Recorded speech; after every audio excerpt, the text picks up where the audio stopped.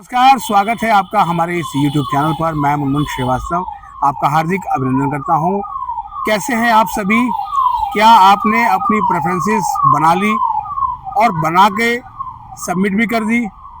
लेकिन रुकिए ज़रा, एक समस्या इसको लेकर लगातार सुबह से जो है वो कमेंट्स की भरमार है, और वो ये है कि सर हमने प्रेफरेंसेस तो बना ली और प्रेफरेंसेस हमने बनाकर जब हम उसको सबमिट कर रहे हैं तो वो फिर से रीस्टार्ट हो जा रही है।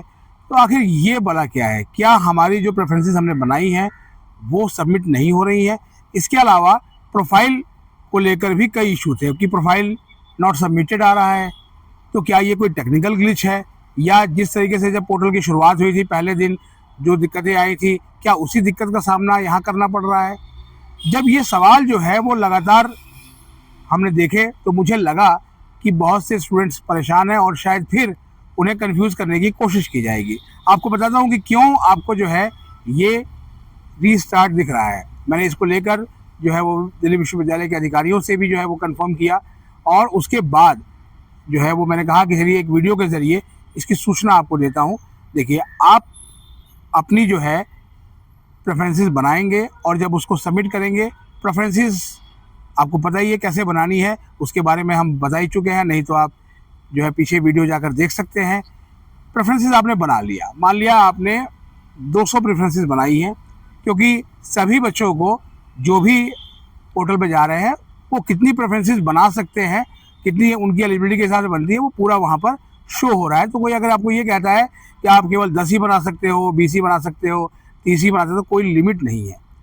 प्रेफरेंसेस कितनी बनाएं या कितनी जो है वो कम बनाएं, ज़्यादा बनाएंगे तो फ़ायदा होगा, कम बनाएंगे तो, इस पर जो है वो मैं आपको बताऊंगा बाद में। अभी फ़िलहाल आपका जो इशू था उसको जो है वो रिजॉल्व करें, क्योंकि आज दिन में रुक रुक के बरसात होती रही है और अब मुझे लगता है कि ये बरसात आपके लिए अच्छी खबर लेके आई है। और जैसा कि पिछले सालों में भी होता रहा है, इस साल भी कुछ ऐसा ही देखने को मिलेगा।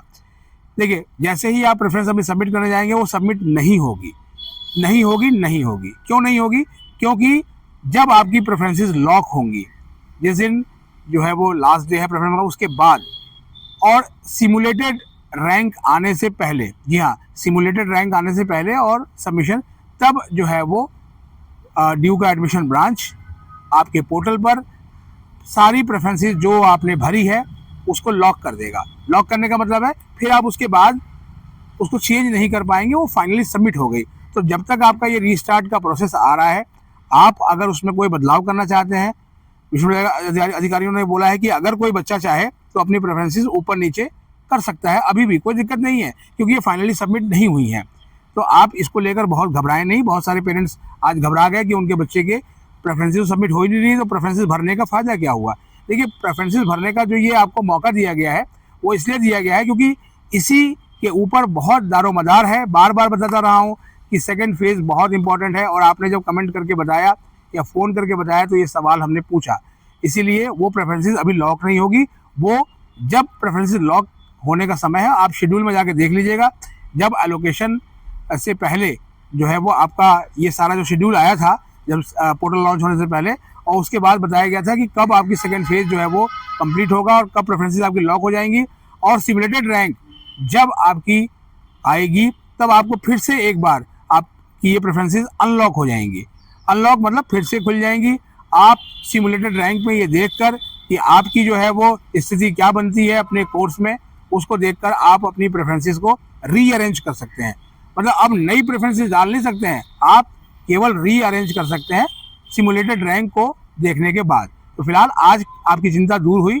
अपनी प्रेफरेंसेस आराम से बनाइए और उसको जो है वो सबमिट कीजिए, लेकिन वो फाइनल सबमिट जो है वो नहीं हो गई, तो इसलिए आप कोई इसमें चिंता करने की कोई ज़रूरत नहीं है।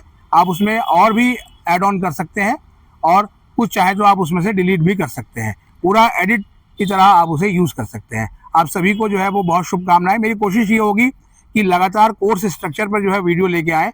आपको अभी जो है वो हमने बीकॉम ऑनर्स और बीकॉम प्रोग्राम में क्या फ़र्क है उस वीडियो को दिखाया। इसकी बड़ी चर्चा है विश्वविद्यालय में, और उसमें प्रोफेसर हरेंद्र नाथ तिवारी जो कि SRCC से हैं, उन्होंने बहुत अच्छे से बताया है।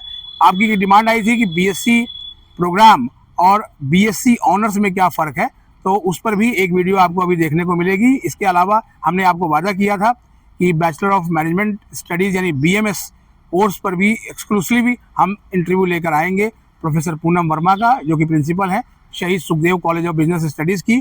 तो वो इंटरव्यू भी आपको देखने को मिलेगा। इसके अलावा स्पोर्ट्स कोटा के एडमिशन्स के रूल्स और क्या आपको ध्यान रखना है उस पर भी आपको कई जानकारी मिलेगी। तो चैनल पर अगर नए हैं तो चैनल को सब्सक्राइब कर लीजिए। मिलते हैं एक और एपिसोड के साथ, तब तक के लिए नमस्कार।